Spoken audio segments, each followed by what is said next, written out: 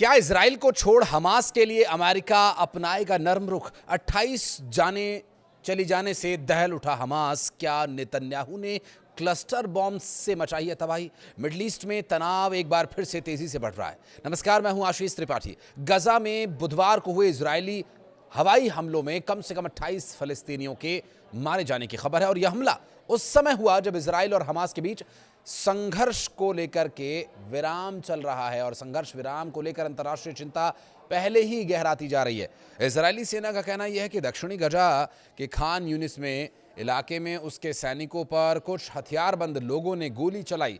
सेना के मुताबिक यही संघर्ष विराम उल्लंघन का कारण बना और जवाबी कार्रवाई में हमले किए गए। इजराइल ने दावा किया कि उसके किसी सैनिक को चोट नहीं आई। हमास ने इन दावों को खारिज करते हुए हमले को खतरनाक उकसावा बताया और कहा, इजराइल अपने लगातार अपराधों को सही ठहराने की कोशिश कर रहा है। हमास ने अमेरिका से तुरंत हस्तक्षेप कर इजराइल पर दबाव बनाने की अपील की। यह घटना ऐसे समय में हुई जब संयुक्त राष्ट्र सुरक्षा परिषद हाल ही में अमेरिकी राष्ट्रपति डोनाल्ड ट्रंप की उस योजना का समर्थन कर चुकी है जो संघर्ष विराम से आगे बढ़कर स्थायी शांति और पुनर्निर्माण की रूपरेखा देती है।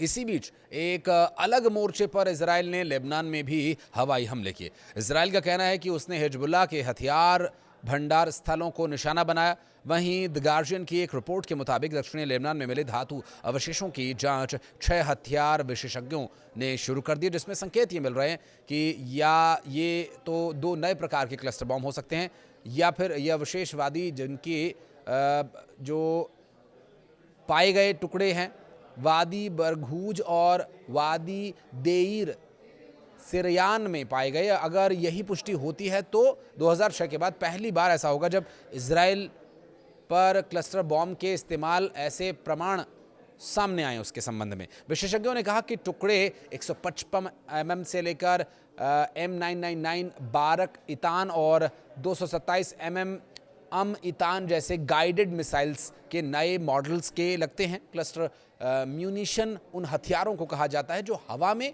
या जमीन पर गिर करके कई छोटे बॉम्बलेट छोड़ते हैं और इन छोटे बॉम्ब्स में से लगभग 40% कई बार तुरंत नहीं फटते, जिससे वर्षों तक आम नागरिकों को खतरा बना रहता है। 124 देश इन हथियारों पर प्रतिबंध लगाने वाली अंतर्राष्ट्रीय संधि से जुड़े हुए हैं। हालांकि इजराइल इसका हिस्सा नहीं है।